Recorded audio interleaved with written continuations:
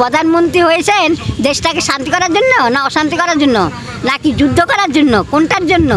হ্যাঁ, আপনি আমাকে লড়াই করবেন, মারবেন, ধরবেন, রক্ত দেবো, কিন্তু তবুও আপনাকে আমাদের বাংলা দেবো না। বুঝলি বাবু, আপনি যেগুলি করছেন সেগুলি ঠিক না। আপনার কাছে আমি অনেক ছোট, একটা ছোট মানুষ, আমার কোনো জ্ঞান নেই, তবুও আমি একটু ছোট্ট কথা বলছি ছোট মানুষ হয়ে। আপনি যেটা ধর্ম নিয়ে করছেন ওটা কিন্তু ঠিক না। মানুষ সবাই একই, আলাদা কেউ নেই, ধর্ম একই।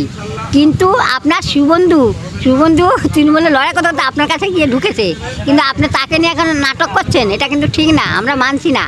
আর যে অমিত শাহ, তারও কিন্তু আইনটা ঠিক না। হ্যাঁ, আপনার দেশটাকে শান্তি করার জন্য চেষ্টা করুন, অশান্তি করার জন্য চেষ্টা করবেন না। তা বলে কিন্তু আমিও ছাড়বো না আপনাকে, ঠিক আছে? প্রধানমন্ত্রী হয়েছেন দেশটাকে শান্তি করার জন্য না অশান্তি করার জন্য নাকি যুদ্ধ করার জন্য, কোনটার জন্য? হ্যাঁ, আপনি আমাকে লড়াই করবেন, মারবেন, ধরবেন, রক্ত দেবো, কিন্তু তবুও আপনাকে আমাদের বাংলা দেবো না। মোদি বাবু, আপনি পরের জমি তারা বসবাস করছে সেটা নিয়ে আপনি কাড়াকাড়ি করছেন, এটা তো ঠিক না মোদিবাবু। আপনি আমার সম্মানে অনেক বড়, কিন্তু আমি আপনার থেকে অনেক ছোট।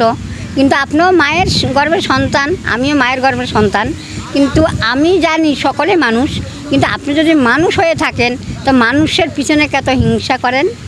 কিন্তু আমাদের মমতা দিদি তো হিংসা করে না। ওনাকে আমি ছোটোবেলার থেকে দেখে এসেছি, উনি কিন্তু লড়াই করে করে এই জায়গাটা এসছে। আপনার তার পিছনে হিংসা করছেন, কিন্তু তার পিছনে হিংসা করা মানে আমাদের দেশের সকলের পিছনে আপনি হিংসা করছেন। কিন্তু আপনি যদি ভালো করতে বসেছেন, কিন্তু ভালো করুন। শান্তি করতে যদি এই চেয়ারটা দখল করে বসেছেন তাহলে শান্তি করুন। শুনুন মোদিবাবু, ঠান্ডাটা কুল, আপনার নাই কোনো কুল, না আছে মামার বাড়ির কুল, না আছে আপনার বাপের কুল, ঠিক আছে? ঠান্ডাটা কুল, জিতবে কে? তৃণমূল, আসবে কে? বারবার তৃণমূল। মুদি হাঁটাও, দেশ বাঁচাও, দিদিকে রাখো, আমরা বাঁচবো, তোমাকে বারবার হাঁটাবো, বারবার তাড়াবো। হিন্দু মুসলমান বলে কোনো কিছু জাত নেই, এটা হলো ধর্মের কাছে সবে একে জাত। কিন্তু আপনি মানুষ যখন, তারাও মানুষ, সকলে মানুষ, সবার ভালোবাসা আপনি নিয়ে সবাইকে ভালোবাসবেন।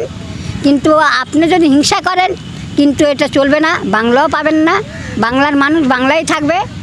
হ্যাঁ, কিন্তু আপনার হিংসা ছড়ালে কিন্তু কখনো আপনাকে কেউ ভালোবাসবে না।